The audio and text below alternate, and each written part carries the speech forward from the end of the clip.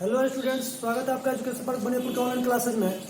मैं आज लेके आया हूँ 12th क्लास के स्टूडेंट्स के लिए बायोलॉजी का चैप्टर 5 का पार्ट 7, यानी इसके अंतर्गत हम लोग आज पढ़ेंगे आनुवांशिक विकार के बारे में।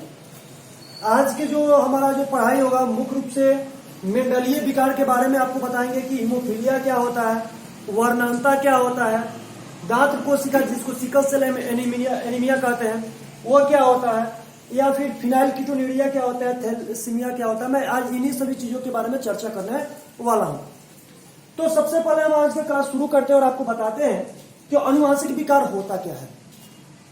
तो देखिए, आनुवांशिक विकार का मतलब होता है कि वैसे रोग जो एक पीढ़ी से दूसरी पीढ़ी में वंशागत होते हैं उसे हम लोग क्या कहते हैं, आनुवांशिक विकार के नाम से जानते हैं। इसको जेनेटिक डिसऑर्डर के भी नाम से जाना जाता है। अब हम लोग देखें तो आनुवांशिक विकार मुख्य रूप से अगर देखा जाए तो आनुवांशिक विकार को दो भाग में बांटा गया है। जो पहला भाग है उसको बोलते हैं मेंडलीय विकार और दूसरा जो भाग है उसको बोलते हैं क्रोमोसोमीय विकार। मेंडलीय विकार क्या होता है और क्रोमोसोमीय विकार क्या होता है, मैं अलग अलग मैं दोनों को समझाने की कोशिश कर रहा हूं। सबसे पहले हम लोग जानेंगे मेंडलीय विकार क्या होता है। तो ध्यान देंगे इसको, मुख्यतः जो हमारे जो पिछले टॉपिक में मैंने आपको बताया था उत्परिवर्तन के बारे में। उत्परिवर्तन क्या है कि अचानक से किसी जीव के अंदर जो जीन में जो परिवर्तन होता है उसको हम क्या कहते हैं, उत्परिवर्तन के नाम से जानते हैं। तो मेंडलीय विकार जो होता है वो मुख्यतः एकल जीन में उत्परिवर्तन से उत्पन्न होता है। यानी एकल जीन में, यानी एक जीन में, जैसा कि हम लोग जानते हैं कि हम लोग के शरीर के अंदर जो होते हैं गुणसूत्र जो होते हैं वो क्या चीज में होते हैं, जोड़े के रूप में होते हैं। तो एकल जीन में यानी एक जीन में एक क्रोमोसोम पर अगर कह सकते हैं कि जो परिवर्तन होता है उससे वो हम लोग का मेंडलीय विकार क्या होता है, उत्पन्न होता है। यानी मेंडलीय विकार कैसे उत्पन्न होता है, तो मेंडलीय विकार एकल जीन में उत्परिवर्तन के कारण उत्पन्न होता है। क्वेश्चन यहां से आपको एडॉप्ट हो सकता है, पूछा जा सकता है कि मेंडलीय विकार कैसे उत्पन्न होता है। तो हम ये कह सकते हैं कि मेंडलीय विकार एकल जीन से के उत्परिवर्तन से उत्पन्न होता है। ये जो होते हैं, ये जो रोग होते हैं, ये संतति में उसी प्रकार से जाते हैं जैसे वंशागति के नियम के अनुसार बताया गया है। वंशागति में हम लोग देखें कि पहले जीन होते हैं, जनकों के जो गुणसूत्र होते हैं क्रोमोसोम, उससे जो होता है जुग्मक का निर्माण होता है और उससे जो होती है अगली पीढ़ी का निर्माण होता है। तो ये उसी प्रकार से वंशागत होते हैं जैसे कि वंशागति के नियम के हिसाब से बताया गया है। अब आपको बता दें कि ऐसे रोग यानी मेंडलीय विकार को पता किस चीज से लगाया जा सकता है, तो इस प्रकार के विकारों को वंशावली विश्लेषण द्वारा हम लोग खोजते हैं। किससे द्वारा खोजते हैं बाबू, वंशावली विश्लेषण द्वारा खोजते हैं। ये मेंडलीय विकार प्रभावी और अप्रभावी दोनों हो सकते हैं। याद रहे, मैंने आपको मेंडल का नियम बताया था जिसमें उसने बताया था कि हर चीज के दो अलील बताए थे, एक प्रभावी और एक अप्रभावी बताया था। तो इसमें हमने आपको बताया कि ये मेंडलीय विकार प्रभावी भी हो सकते हैं और अप्रभावी भी हो सकते हैं। इसके अंतर्गत जो रोग होते हैं यानी मेंडलीय विकार के अंतर्गत जो रोग होते हैं उसमें मुख्य रूप से आते हैं हीमोफीलिया, वर्णांता, दांत कोशिका अरक्तता, फिनाइल कीटोन्यूरिया और थैलेसीमिया।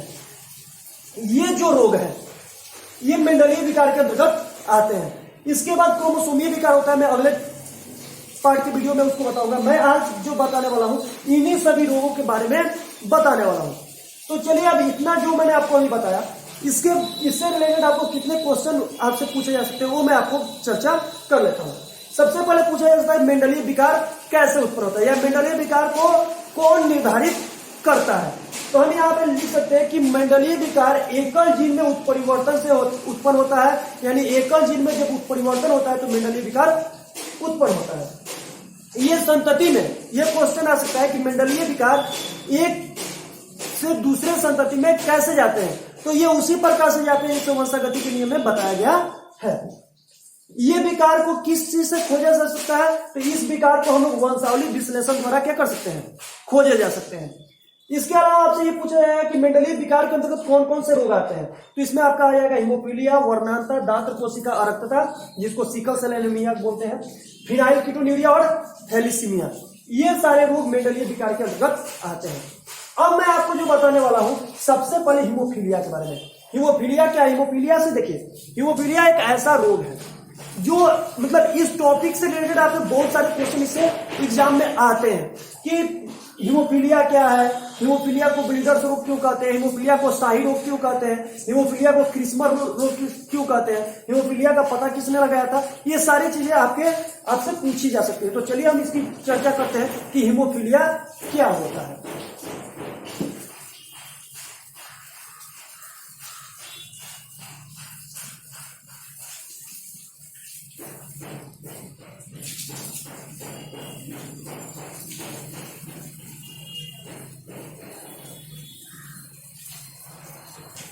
ध्यान दें,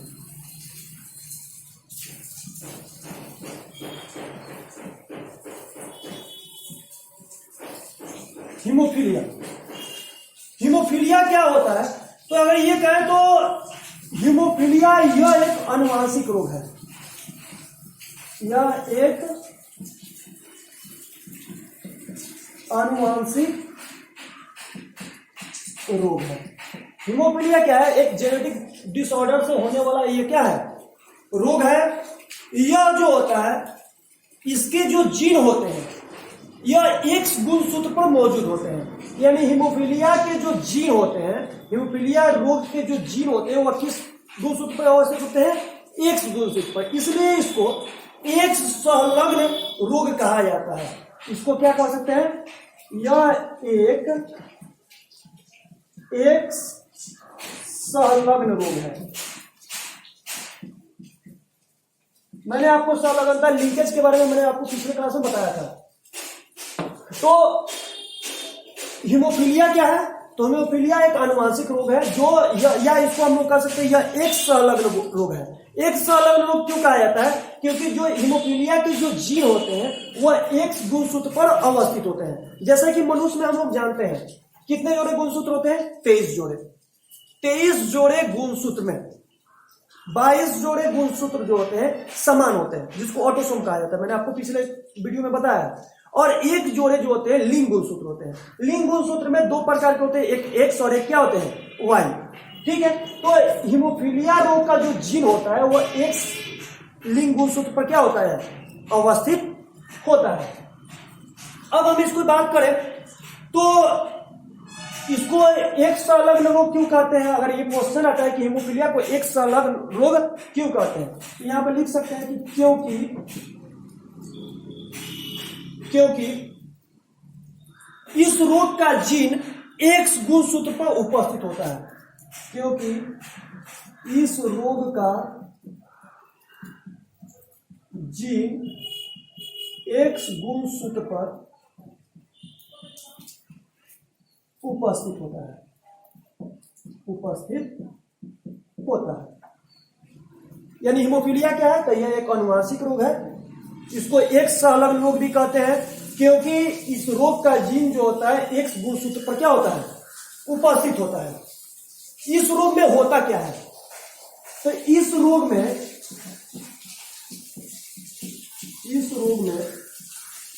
त्वचा के कट जाने या अगर कहीं आपका हाथ पैर या कहीं कोई कट जाता है या चोट खाने के बाद या कहीं चोट लग जाती है,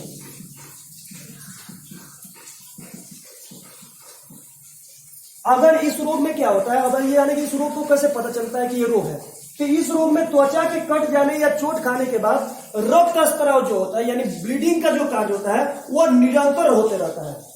तो इस रोग में त्वचा के कट जाने या चोट खाने के बाद रुधिर निरंतर निकलता रहता है।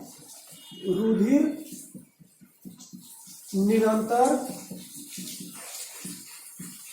निकलता रहता है। या इसको हम ये कह सकते हैं कि ये क्यों निरंतर निकलता रहता है, क्योंकि इसमें रक्त का थक्का नहीं बनता, क्योंकि इसमें रक्त का थक्का नहीं बनता है।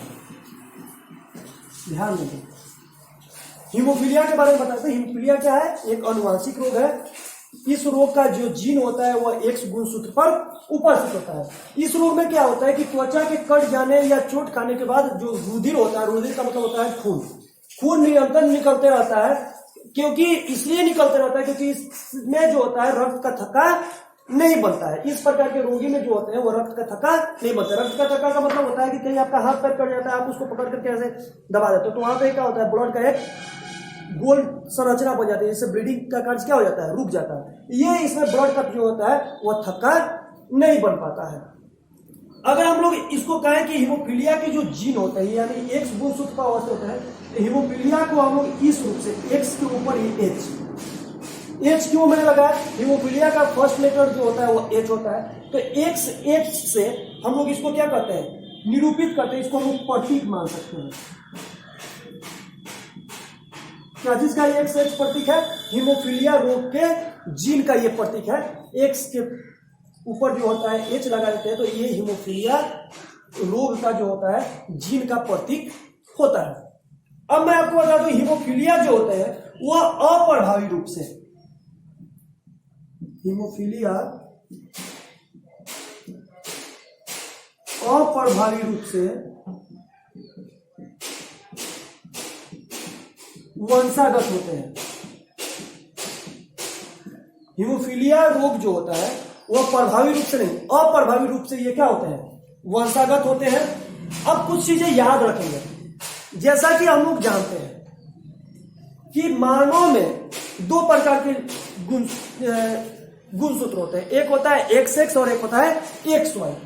तो किस प्रकार के लिंग गुणसूत्र में कैसे परिवर्तन होगा, तो वह रोगी होगा, कौन वाहक होगा और कौन समान होगा। तो चलिए इसकी बात करें। तो अगर किसी महिला के, चूंकि देखिए लेडीज में एक्स एक्स गुणसूत्र होते हैं और जेंट्स में क्या होते हैं, एक्स वाई गुणसूत्र होते हैं। तो अगर किसी महिला के दोनों एक्स गुणसूत्र पर अगर हीमोफीलिया के जीन उपस्थित हो, यानी एक्स के एच और एक्स का एच दोनों अगर उपस्थित हो, तो ये जो महिला होती है उस महिला को रोगी कहते हैं। क्या कहते हैं, हीमोफीलिया से ग्रसित रोगी कहते हैं। अगर किसी महिला के एक्स गुणसूत्र पर, एक एक्स गुणसूत्र पर हीमोफीलिया का जीन मौजूद हो और एक एक्स गुणसूत्र पर हीमोफीलिया का जीन मौजूद नहीं हो, तो ऐसी स्त्री जो होगी वह क्या होगी, वाहक होगी। वाहक का मतलब ये रोग फैलाएंगे। ये रोग नहीं फैला सकती, लेकिन ये जो इस प्रकार की जीन जिस लेडी में मौजूद होगा तो वह रोग को क्या करेगी, फैलाएगी। तीसरा है कि अगर मनुष्य में, नर में अगर एक्स के ऊपर हीमोफीलिया का जीन हो और वाई पे तो हो नहीं सकता क्योंकि ये एक्स से अलग रोग है, तो ऐसे रोगी, ऐसे जो पुरुष होते हैं वह रोगी होते हैं, पुरुष रोगी, इसको स्त्री रोगी होते हैं। अब इस चीज को ध्यान देंगे, हीमोफीलिया जो है, हीमोफीलिया का जो जीन होता है वह किस गुणसूत्र पर मौजूद होता है, एक्स गुणसूत्र पर। जैसा कि आपको मालूम है लिंग गुणसूत्र दो प्रकार के होते हैं, एक्स और वाई। तो अगर किसी स्त्री में लिंग गुणसूत्र एक्स एच और एक्स एच है, तो वैसी स्त्री जो होगी हीमोफीलिया से ग्रसित स्त्री होगी, यानी उस स्त्री में हीमोफीलिया नामक रोग होगा।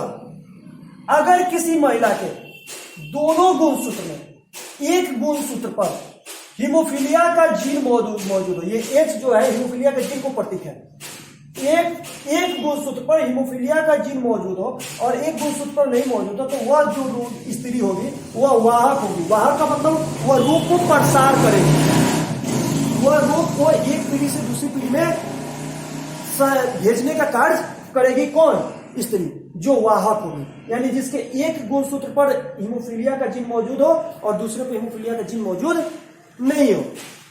अगर किसी पुरुष में अगर हीमोफीलिया का जीन मौजूद हो, तो वैसे पुरुष जो होते हैं वह क्या होते हैं, रोगी पुरुष होते हैं। कौन रोगी, तो हीमोफीलिया से ग्रसित पुरुष होते हैं। अब यहां से आपको क्वेश्चन ये पूछा जा सकता है, देखिए इंपॉर्टेंट चीज इसको याद रखिए, बहुत छोटा सा टॉपिक है लेकिन बहुत सारा क्वेश्चन इसको पूछा जाता है।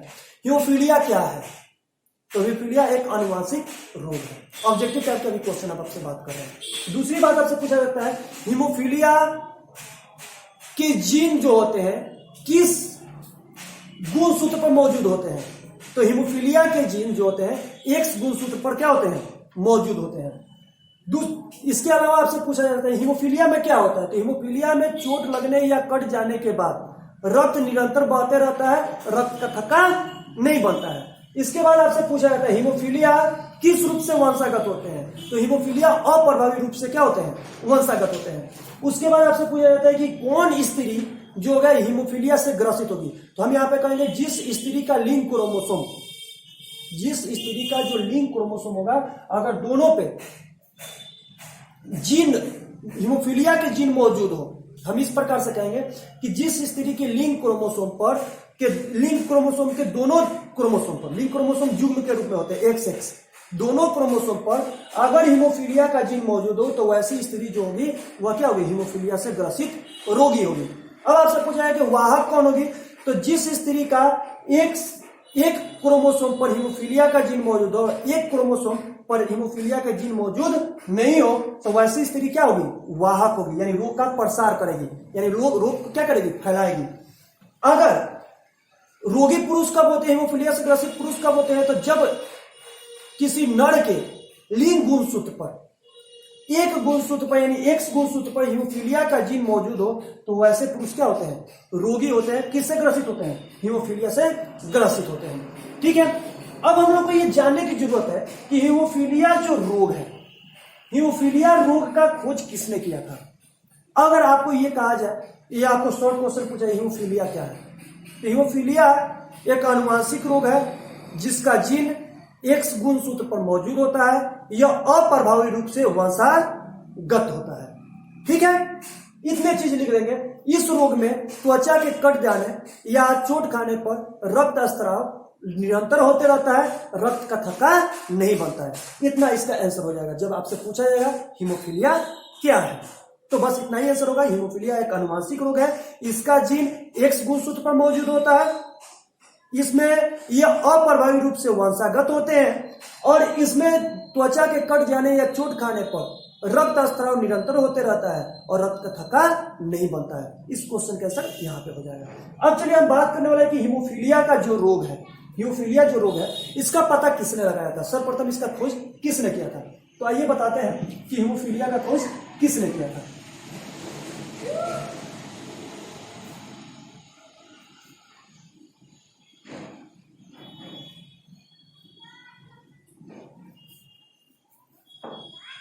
तो हीमोफीलिया का जो खोज है, हीमोफीलिया का खोज जॉन ओटो ने किया था। किसने किया था, जॉन ओटो ने। हीमोफीलिया, यहां पे आपसे क्वेश्चन पूछा जा सकता है, हीमोफीलिया का रोग का खोज, हीमोफीलिया रोग का खोज किसने किया था, या हीमोफीलिया का खोज किसने किया था। तो जॉन ओटो ने किया था। अब आइए कि हीमोफीलिया रोग का कारण क्या, आखिर हीमोफीलिया रोग होता क्यों है, इस रोग का कारण क्या है। तो हीमोफीलिया रोग का कारण अगर आपसे पूछा जाए, हीमोफीलिया रोग का कारण, हीमोफीलिया रोग का कारण क्या है, तो हम ये कह सकते हैं कि उत्परिवर्तन के कारण, लिखते हैं यहां पे, उत्परिवर्तन के कारण यानी म्यूटेशन के कारण, उत्परिवर्तन के कारण रोगियों में रक्त स्पंदन कारक को बनाने वाले जीन में दोष आ जाता है। रोगियों में रक्त स्पंदन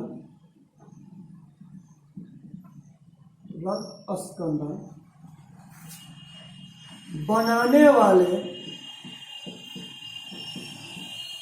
जीन में, उत्परिवर्तन के कारण रोगियों में रक्त स्पंदन बनाने वाले जीन में दोष हो जाता है, दोष हो जाता है, जिससे यह रोग होता है, जिससे यह रोग होता है।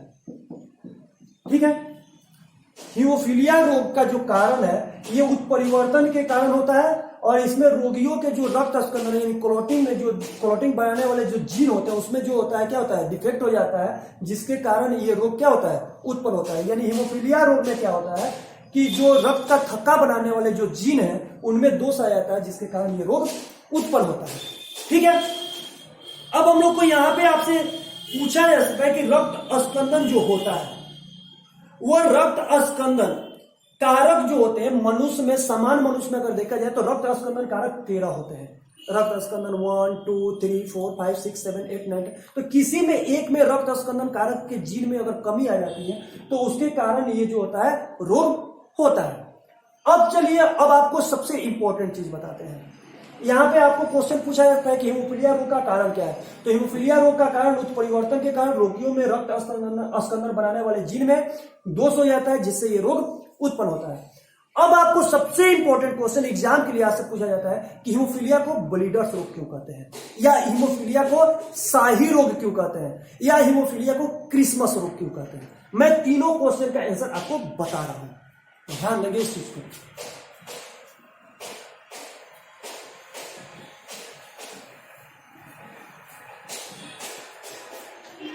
हीमोफीलिया को ब्लीडर्स रोग, ब्लीडर रोग या शाही रोग, शाही रोग, या फिर हम इसको कह सकते हैं क्रिसमस रोग। मैं तीनों के बारे में बता रहा हूं, आखिर क्यों हीमोफीलिया को ब्लीडर रोग कहा जाता है, क्यों इसको शाही रोग कहा जाता है और क्यों इसको क्रिसमस रोग कहा जाता है। तो चलिए आपको बताते हैं कि हीमोफीलिया को ब्लीडर रोग क्यों कहते हैं। तो देखिए,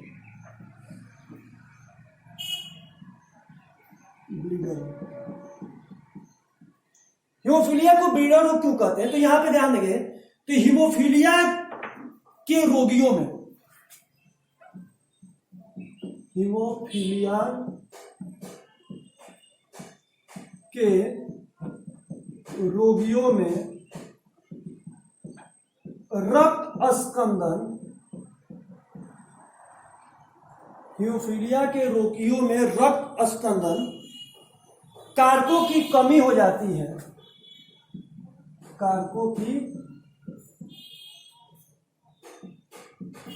कमी हो जाती है।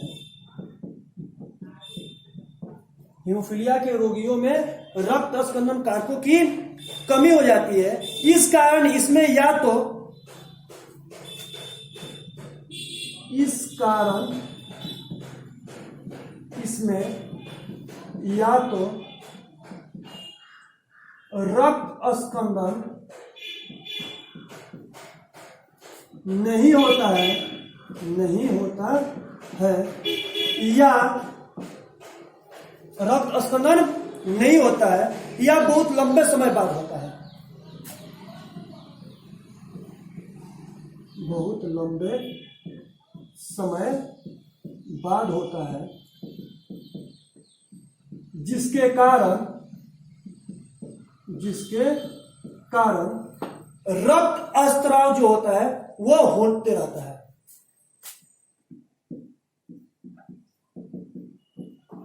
होते रहता है। इसलिए इसे ब्लीडर रोग कहते हैं,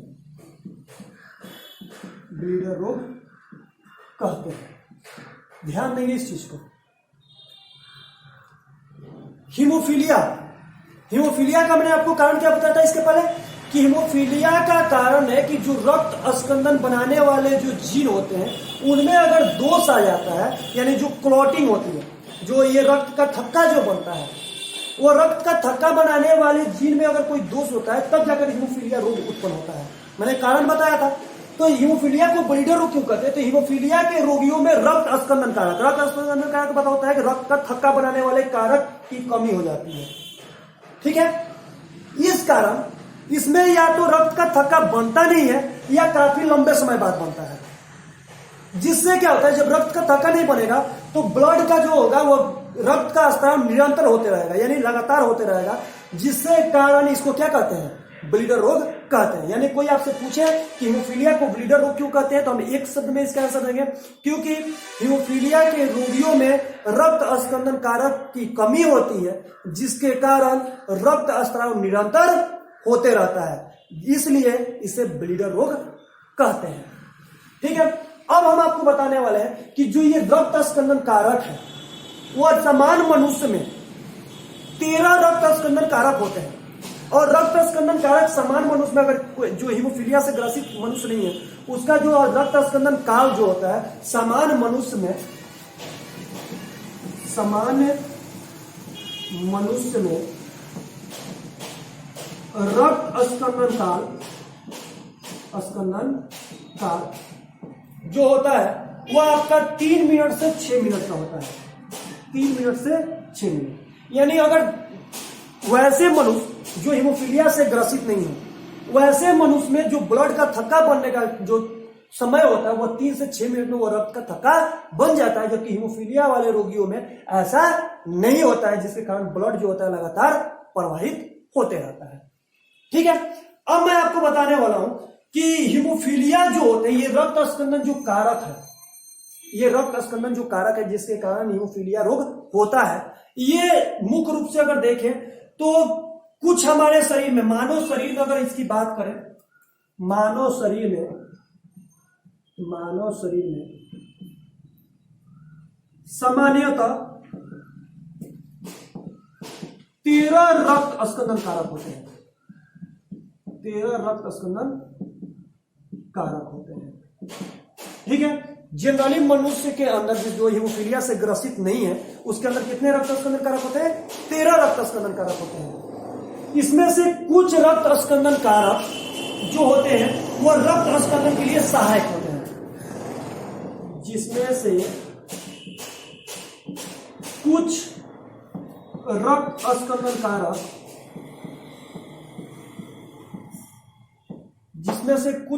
स्कंदन कारक रक्त स्कंदन के लिए सहायक होते हैं। रक्त स्कंदन के लिए सहायक होते हैं।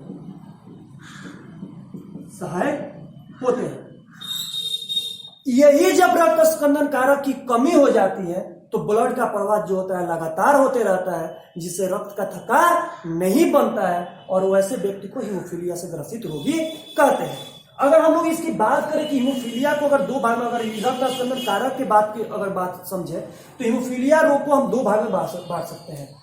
ठीक है, हीमोफीलिया को कितने भाग में बांट सकते हैं? 2 भाग में।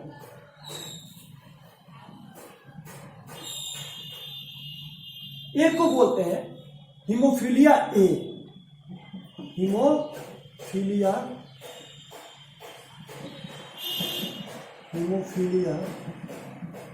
को हमने 2 भाग में बांटा। एक को बोलते हैं हीमोफीलिया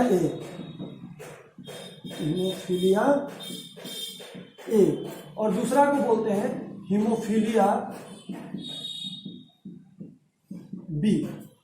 ठीक है, अब हम लोग जानेंगे हीमोफीलिया ए क्या होता है और हीमोफीलिया बी क्या होता है। यानी हीमोफीलिया रोग को रक्त स्कंदन कारक के आधार पर इसको 2 भाग में बांट दिया गया, हीमोफीलिया ए और हीमोफीलिया बी।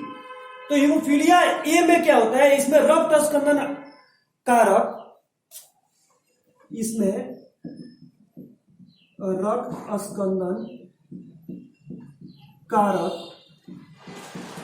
8 की कमी होती है।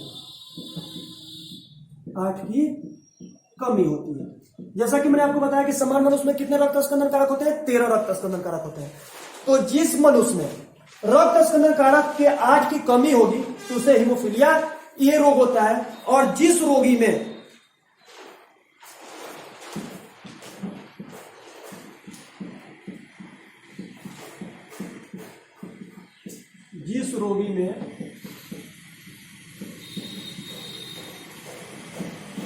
रक्त स्कंदन कारक 9 की कमी होती है तो इसको हम लोग क्या कहते हैं?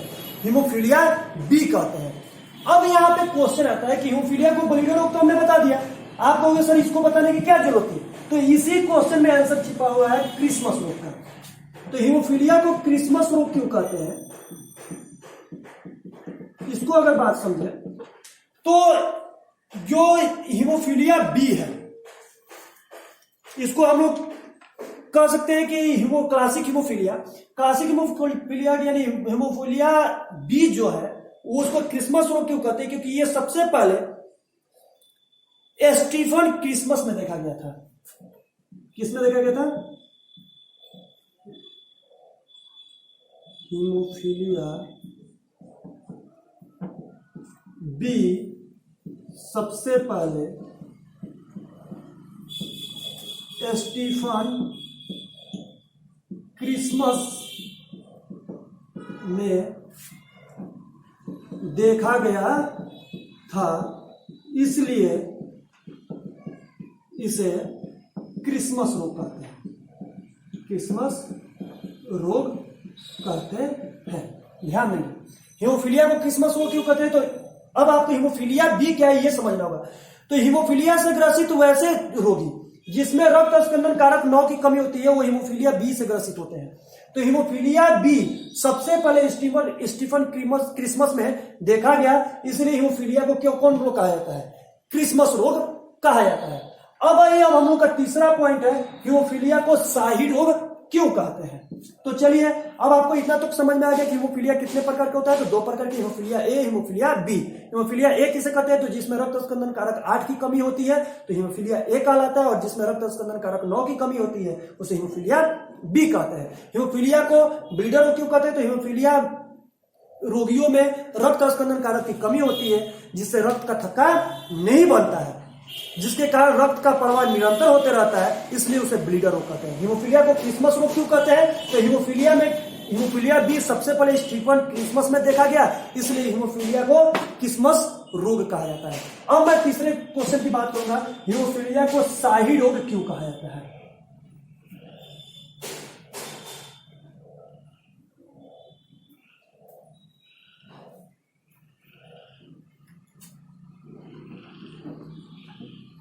शाही रोग। तो देखिए, ये हीमोफीलिया को शाही रोग क्यों कहा जाता है? तो इंग्लैंड की महारानी विक्टोरिया, इसको शाही रोग को रॉयल डिजीज भी कह सकते हैं। तो इंग्लैंड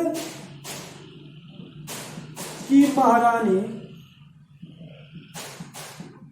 विक्टोरिया, इंग्लैंड की महारानी विक्टोरिया इस रोग का वाहक थी। इस रोग का, या हम इसको लिख सकते हैं हीमोफीलिया रोग का, हीमोफीलिया रोग का वाहक थी। यानी इंग्लैंड की जो महारानी विक्टोरिया थी, उनके जो लिंग गुणसूत्र थे, उस लिंग गुणसूत्र में जो 2 जोड़े लिंग गुणसूत्र होते हैं, एक जोड़े 2 गुणसूत्र होते हैं, उसमें एक एक्स गुणसूत्र पर जो हीमोफीलिया के जो जीन थे वो मौजूद थे। वाहक जीन किसको बोलते हैं? मैंने आपको बताया था कि जिस लेडीज के जीन एक क्रोमोसोम पर हीमोफीलिया का जीन मौजूद हो और एक क्रोमोसोम पर नहीं मौजूद हो, तो ऐसे जो स्त्री होती है वह हीमोफीलिया की वाहक होंगी। तो इंग्लैंड की महारानी विक्टोरिया में हीमोफीलिया रोग के जो थी वाहक थी, यानी उनके जीन जो थे इस प्रकार से थे, XH और X जीन उनके अंदर मौजूद थे। तो इंग्लैंड की महारानी विक्टोरिया हीमोफीलिया रोग का क्या थी? वाहक थी। उसने इस रोग का प्रसार अपने बेटे लियोपार्ड में किया। उसने इस रोग का प्रसार अपने बेटे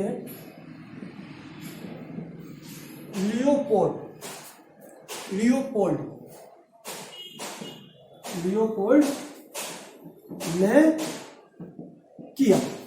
क्योंकि वो प्रसारक थी, तो जाहिर सी बात है कि प्रसारक है। तो मैं आपको बताऊंगा कि एक पीढ़ी से दूसरी पीढ़ी में कैसे इस रोग का प्रसार होता है, मैं इसकी वंशागत और ये समझाने वाला हूं आपको।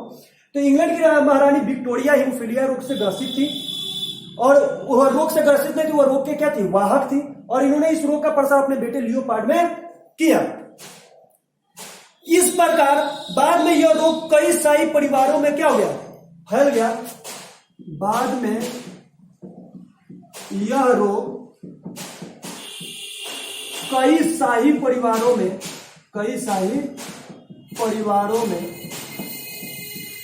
फैल गया। कई शाही परिवारों में फैल गया, जैसे जापान, रूसिया, जर्मनी शाही परिवारों में फैल गया। जैसे जापान, रसिया, रूस, इसलिए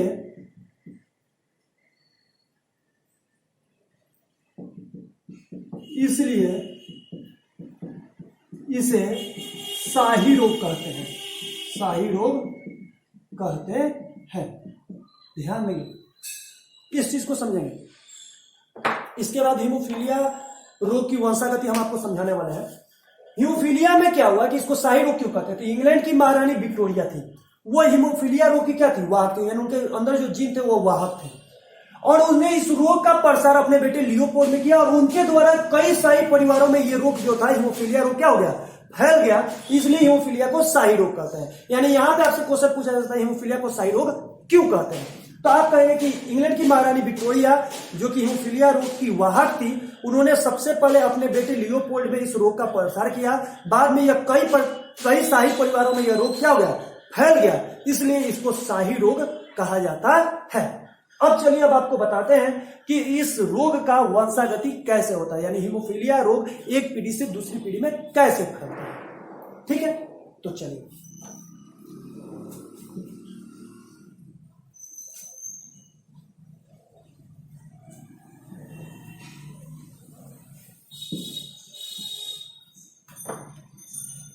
वंशागति।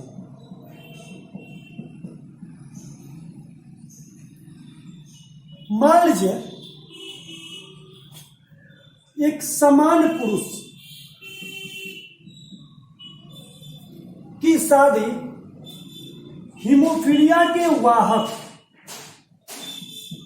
एक ऐसे स्त्री से करा दी जाती है जो हीमोफीलिया रोग के वाहक है। मैंने आपको पहले ही बता दिया है कि ऐसे सिंबल हो तो वो क्या होंगे और ऐसे सिंबल हो तो क्या होंगे। तो एक्स वाई जो होते हैं वो समान है पुरुष के, और एक्स से ये क्या है? वाहक स्त्री, यह है समान पुरुष। अगर समान पुरुष की शादी हीमोफीलिया के वाहक स्त्री से कराई जाती है तो उसके बच्चे में ये रोग कैसे फैलेगा, ये चीज को जानेंगे। तो हम इससे क्या बनाएंगे? पहले जुग्मक बनेंगे, ये जनक होगा। तो सबसे पहले क्या बनेंगे? जुग्मक बनेंगे। तो ये आपका एक्स बनेगा, ये आपका वाई बनेगा। इसके बनेंगे तो इसका एक्स एच बनेगा और इसका एक्स बनेगा। ठीक है, ये इससे मिलेगा तो एक्स एच एक्स, इससे ये मिलेगा एक्स एक्स, इससे ये मिलेगा तो एक्स एच वाई, इससे ये मिलेगा तो ये होगा एक्स वाई। तो हम देखेंगे तो ये जो संतति होगी, यानी प्रथम पीढ़ी में F1 पे ये जो पहली जो लड़की होगी वह क्या होगी? रोग का वाहक होगी। ये जो होगी सामान्य होगी, ये जो नर होगा वाहक होगा, और ये जो नर होगा समान होगा। यानी रोगी और समान पुरुषों का, यानी वाहक और समान पुरुषों का इसका अनुपात कितना होगा? 50-50% होगा। यानी अगर आपसे पूछा जाए कि समान पुरुष की शादी अगर वाहक स्त्री से करा दी जाती है तो उससे उत्पन्न संतति के जो वाहक और समान होने की प्रतिशतता कितनी होगी? तो 50% वाहक होंगे और 50% समान होंगे। ठीक है, अगर आपसे पूछा जाए कि अगर समान पुरुष की शादी अगर वाहक स्त्री से कराई जाती है तो उसमें उत्पन्न संतति का जो जीन होगा वह बताए, तो आप इस संरचना के हिसाब से बता सकते हैं। अगर मान लीजिए यहां पे अगर रोगी की शादी एक ऐसे पुरुष जो हीमोफीलिया से ग्रसित है उसकी शादी अगर वाहक से करा दी जाती है तो क्या होगा? तो इस चीज को समझेंगे। एक हीमोफीलिया से ग्रसित रोग नर है, नर रोगी, सिंबल ये होता है। उसकी शादी वाहक स्त्री से कराई जाती है तो इसके जो जुग्मक बनेंगे ये आपके क्या बनेंगे? X H Y. ठीक है, इससे जो जुग्मक बनेंगे तो ये आपके बनेंगे एक्स एच और एक्स। इससे ये मिलेगा तो आपका बनेगा एक्स एच एक्स एच। इससे ये मिलेगा तो आपका बनेगा एक्स एच एक्स। इससे ये मिलेगा तो ये आपका बनेगा एक्स एच वाई। इससे ये मिलेगा तो ये आपका बनेगा एक्स वाई। यानी ये एक्स एच अगर दोनों पे जीन मौजूद होता है किसका? हीमोफीलिया का, तो वैसी स्त्री क्या होती है? रोगी होती है, वाहक नहीं होती है। यानी वैसी स्त्री जो जन्म लेगी, यानी लड़की जब जन्म लेगी तो वह रोग से ग्रसित होगी, न कि रोग का वाहक, यानी वो रोग का फैलाव नहीं करेगी।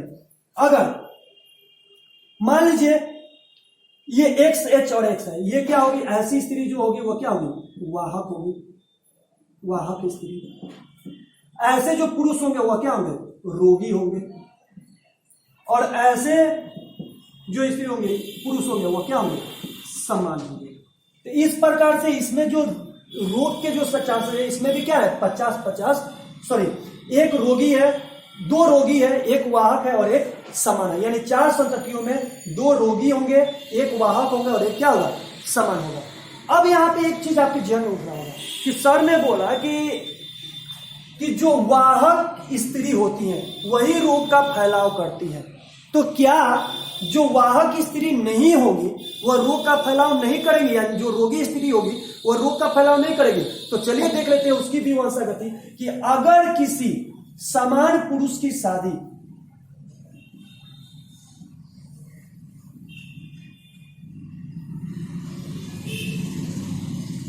अगर इस स्थिति में देखा जाए कि अगर समान पुरुष, या किसी भी चीज को देख सकते हैं, यहां पे आप अपना अलग अलग निकाल सकते हैं, अगर हम लोग देखें समान नर चाहे रोगी नर की शादी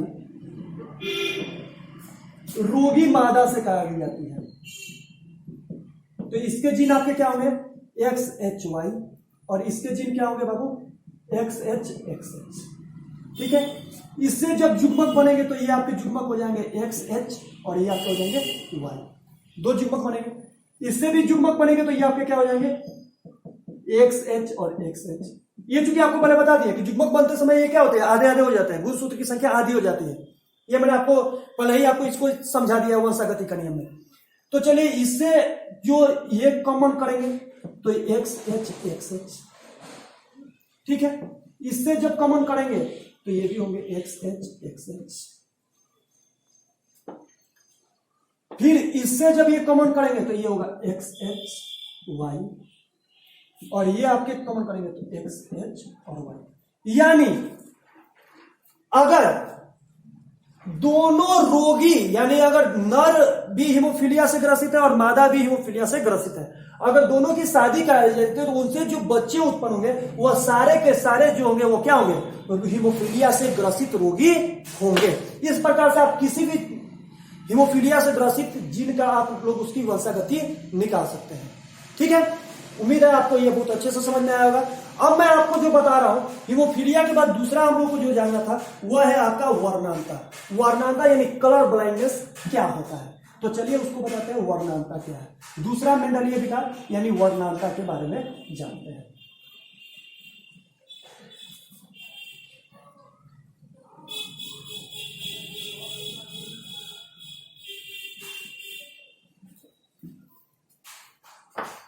देखिए वर्णांता क्या है,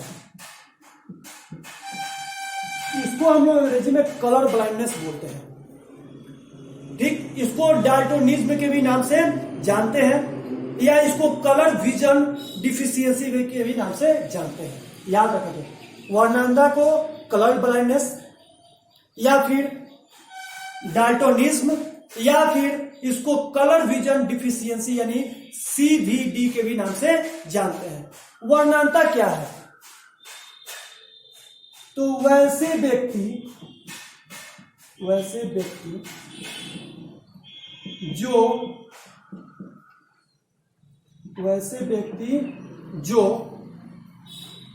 लाल और हरे रंग में विभेद नहीं कर पाता, लाल और हरे रंग में विभेद नहीं कर पाता,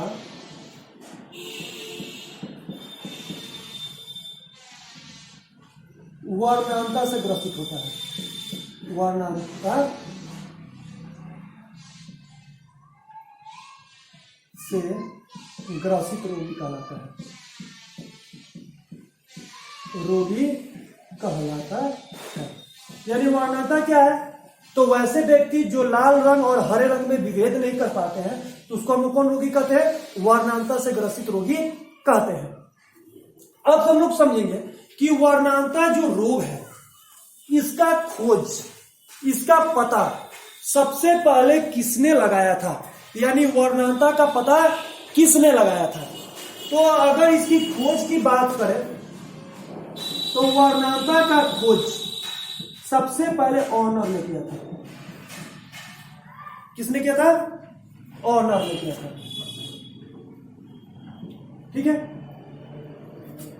वर्णनता रोग का पता सबसे पहले किसने किया था? ऑनर ने किया था। अब ये जानेंगे इस रोग का कारण क्या है, आखिर ये रोग वर्णनता रोग होता क्यों है, हम लोग ये जानेंगे। तो वर्णनता रोग का अगर कारण देखें तो इसका पहला कारण है शंकुओं में दोष आने से।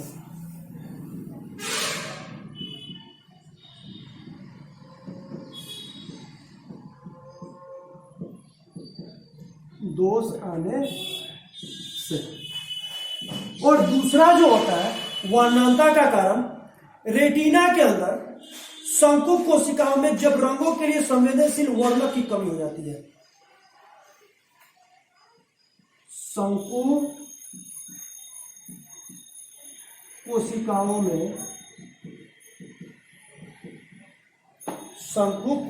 में संवेदनशील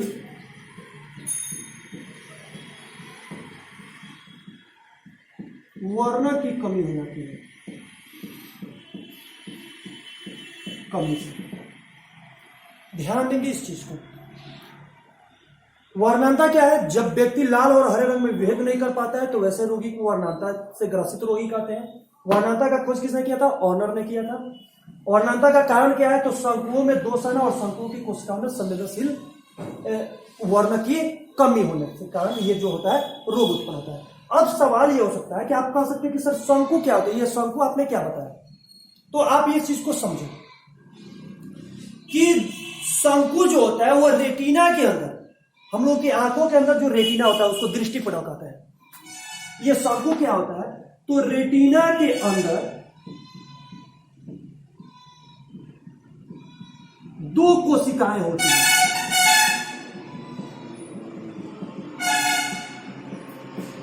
दो कोशिकाएं होती हैं हमारे जो आंख के अंदर, दो कोशिकाएं होती हैं रेटिना के अंदर। एक को बोलते हैं शंकु और दूसरे को बोलते हैं सलकाएं।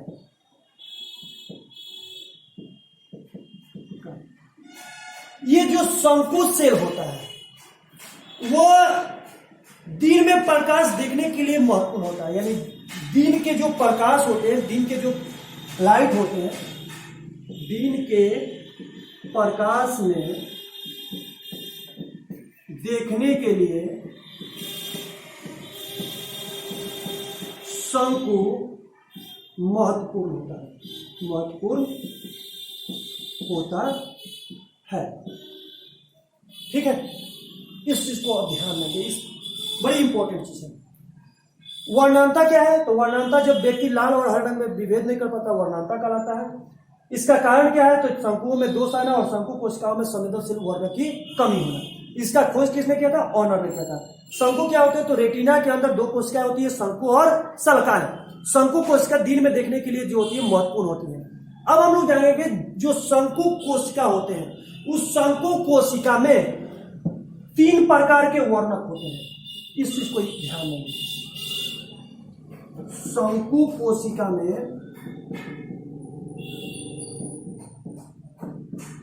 3 प्रकार के वर्णक होते हैं।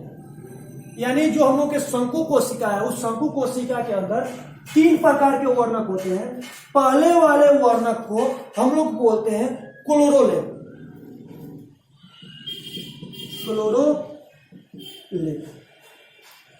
दूसरे वाले को बोलते हैं साइनोलेब और तीसरे वाले को बोलते हैं इरिथ्रोलेब।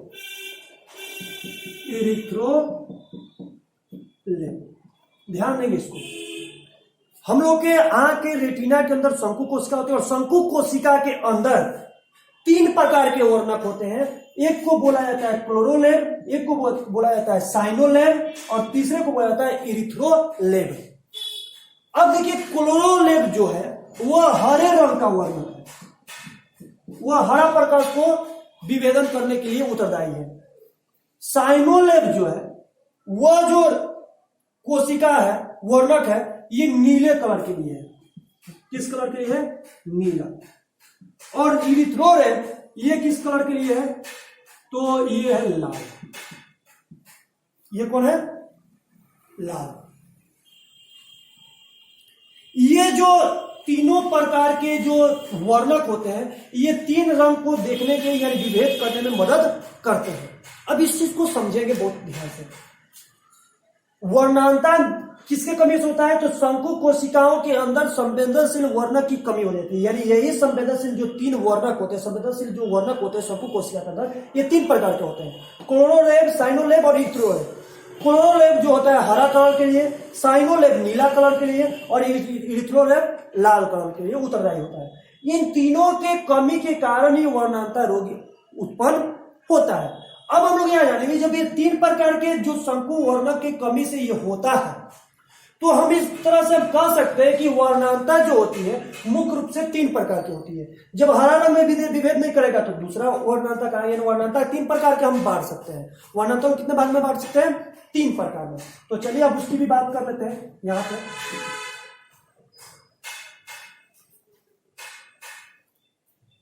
वर्णांता जो होती है वह कितने प्रकार की होती है?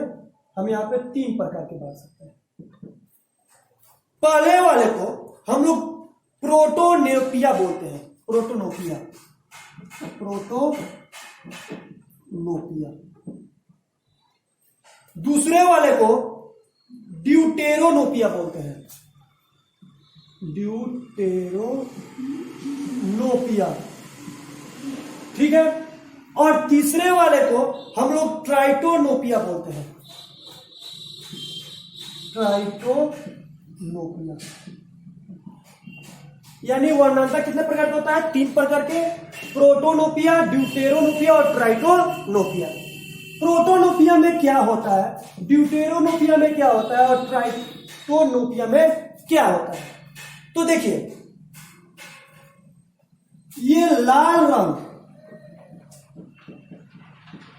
के प्रति संवेदनशीलता में कमी,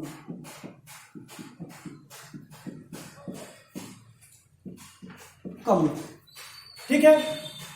इसमें हरे रंग और इसमें नीले रंग।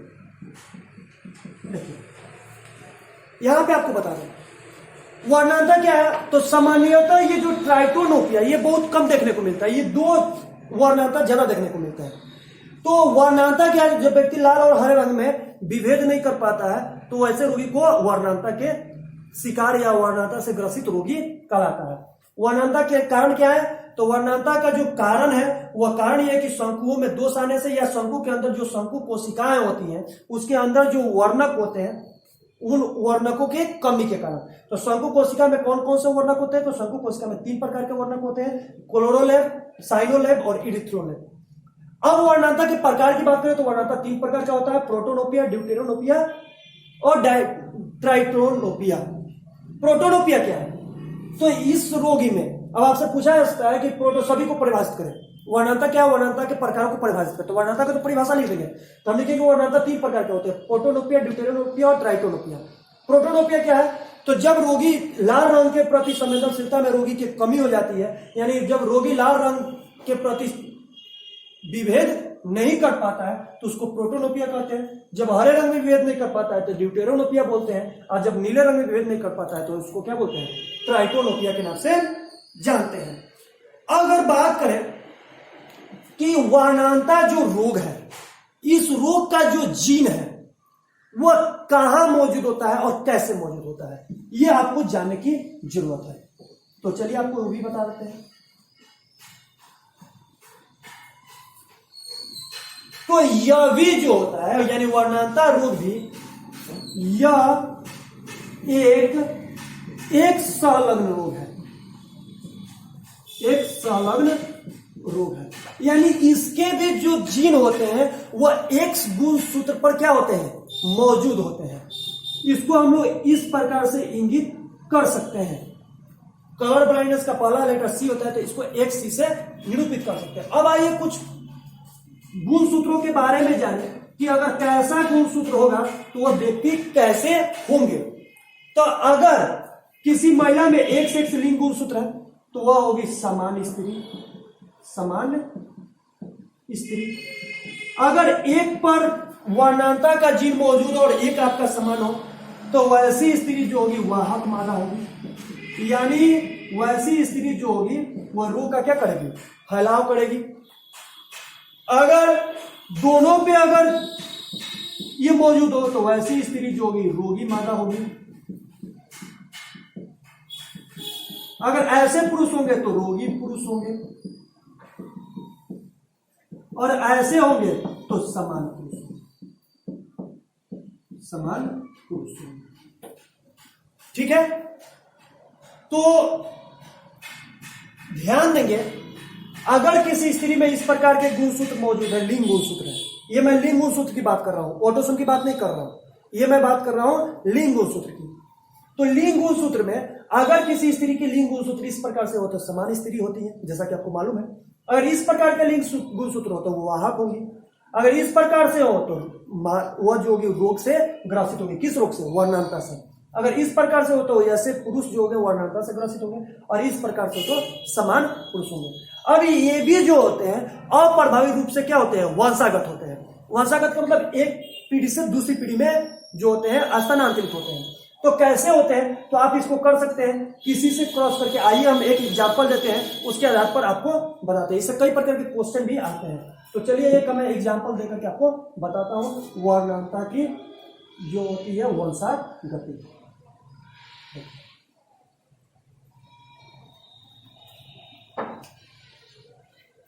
वंशागति देखिए, अगर कोई कहे कि अगर एक वाहक वर्णांध रोगी के वाहक स्त्री की शादी या वर्णांध रोग के वाहक स्त्री की शादी अगर समान पुरुष से करा दी जाती है तो उससे उत्पन्न संतति के जो लिंग गुणसूत्र होंगे वह कैसे होंगे। ये एक क्वेश्चन है। मान लीजिए कि जब एक सामान्य पुरुष की शादी वर्णांध वाहक मादा से करा दी जाती है, तो वर्णांध वाहक मादा का संकेत क्या है, XCX करा दी जाती है, तो इससे उत्पन्न जो संतति होंगे वह क्या होंगे, यही आपसे पूछ रहा है। तो चलिए ये आपको ऐसे कर देंगे। इससे सबसे पहले युग्मक बनेंगे X और ये बनेंगे Y। इससे जो युग्मक बनेंगे आपके क्या बनेंगे, ये और ऐसे। इससे ये मिलेगा तो आपका बनेगा XX। इससे ये मिलेगा सॉरी XCX होगा। इससे ये मिलेगा तो ये आपका होगा XX। इससे ये मिलेगा तो XCY, और इससे ये मिलेगा तो ये आपका होगा XY। यानी ये जो होगी वाहक मादा होगी, ये जो होगी सामान्य मादा होगी, ये जो होगा रोगी नर होगा, और ये जो होगा वह सामान्य नर होगा। इस प्रकार से आप किसी भी लिंग गुणसूत्र से आप उसकी वंशागति का पता लगा सकते हैं। किसके? वर्णांता के वंशागति आप प्राप्त कर सकते हैं। जब भी आपको जिस प्रकार से क्वेश्चन पूछेगा, अगर मान लीजिए आपसे पूछ रहा है इस प्रकार से क्वेश्चन कि अगर किसी वर्णांध रोगी पुरुष की शादी वर्णांध स्त्री से करा दी जाती है, यानी इसकी शादी इससे करा दी जाती है, तो इससे उत्पन्न संतति क्या होंगे, तो इस प्रकार से आप उसको भी अलग अलग निकाल करके आप बता सकते हैं। ठीक है, अब चलिए अब हम तीसरे रोग की बात करते हैं जिसका नाम है दांत कोशिका अरक्तता, यानी sickle cell anaemia. Sickle cell anaemia क्या होता है ये हम आपको बताने वाले हैं।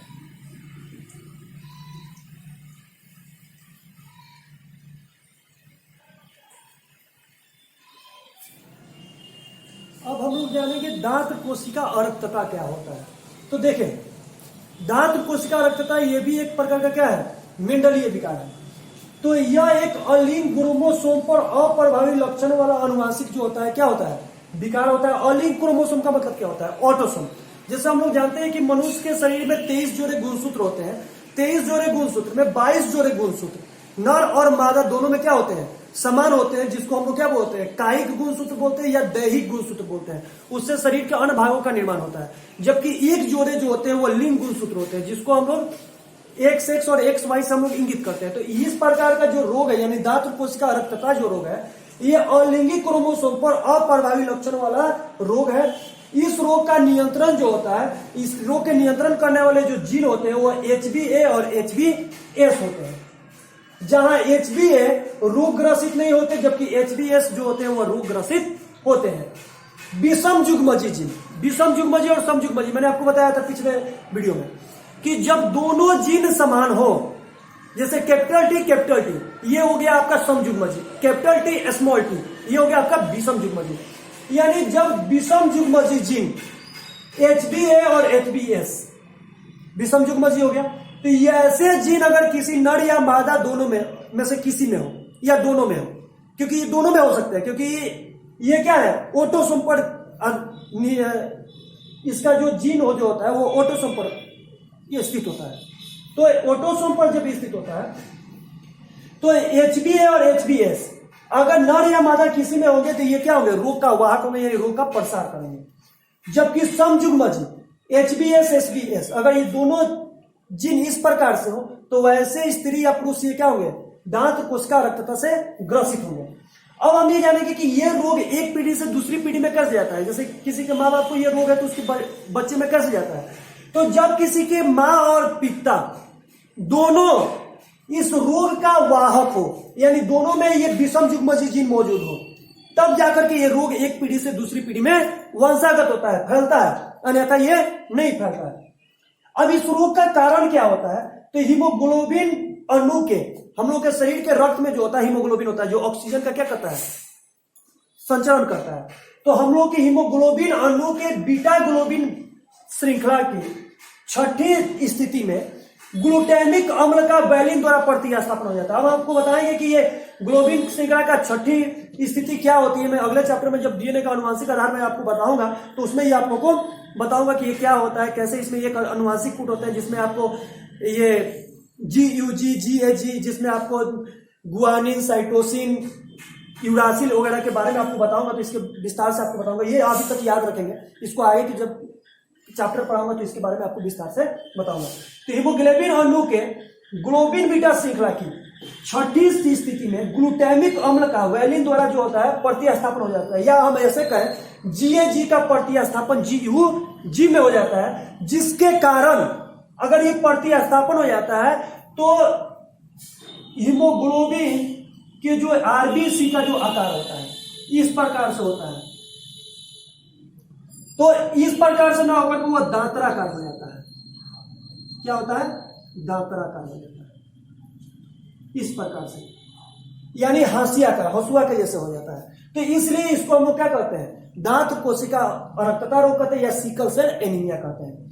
तो हम लोग जानते हैं कि हीमोग्लोबिन में ग्लोबिन बीटा श्रृंखला के छठी स्थिति में ग्लूटामिक अम्ल का वैलिन द्वारा प्रतिस्थापन हो जाता है, जिससे जो RBC होता है उस RBC का आकार हंसियाकार हो जाता है, यानी RBC का आकार गोल होता है, उससे क्या हो जाता है, हंसियाकार हो जाता है, जिसके कारण ये रोग उत्पन्न होता है। और इसलिए इसको हम लोग दांत कोशिका अरक्तता कहते हैं, क्योंकि ये जो हंसियाकार होता है ये दांत रूप में हो जाता है, इसलिए इसको दांत कोशिका अरक्तता कहते हैं। अब आपसे क्वेश्चन आता है दांत कोशिका अरक्तता क्या है, आप इसका आंसर कैसे लिखेंगे। तो दांत कोशिका अरक्तता एक अलिंगी क्रोमोसोम पर अप्रभावी लक्षण वाला अनुवांशिक रोग है। इस रोग का नियंत्रण अलील HBA और HBS करता है। HBA रोग ग्रसित नहीं होता, जबकि HBS रोग ग्रसित होता है। विषम युग्मजी जीन HBA HBS रोग के वाहक होते हैं, जबकि सम युग्मजी जीन HBS और HBS रोग क्या होते हैं, ग्रसित होते हैं। ये जो होते हैं एक पीढ़ी से दूसरी पीढ़ी में जब दोनों जनक समान होते हैं, दोनों जनक जो होते हैं वाहक होते हैं, तब जाकर के एक पीढ़ी से दूसरी पीढ़ी में इस रोग का क्या होता है, प्रसार होता है। इस रोग का कारण क्या है, तो हीमोग्लोबिन के अणु के बीटा ग्लोबिन श्रृंखला के छठी स्थिति में ग्लूटामिक अम्ल का प्रतिस्थापन वैलिन द्वारा हो जाता है, जिससे GAG, या हम इसको ये कहें कि GAG का प्रतिस्थापन GUG से हो जाता है, जिससे RBC का आकार हसियाकार हो जाता है। आरबीसी और डब्ल्यूबीसी ये रक्त के अंदर मौजूद होते हैं, तो आरबीसी का आकार क्या होता है, हसियाकार हो जाता है, यही कारण ये रोग उत्पन्न होता है। अब चलिए, अब आपको मैं बताना अभी और दो रोग बाकी है, जिसमें एक जो है फिनाइल कीटोन्यूरिया और दूसरा है थैलेसीमिया। ये दोनों रोग के बारे में आपको बता रहा हूं, चलिए आपको उसके बारे में बता रहा है। अब हम लोग जानेंगे फिनाइल कीटोन्यूरिया क्या होता है। तो फिनाइल कीटोन्यूरिया जस्ट उसी प्रकार से दांत कोशिका और रक्तता की तरह ही यह रोग अलिंक क्रोमोसोम पर अप्रभावी लक्षण वाला ये रोग है। यानी ये भी जो है ऑटोसोम पर निर्धारित होने वाला ये रोग है।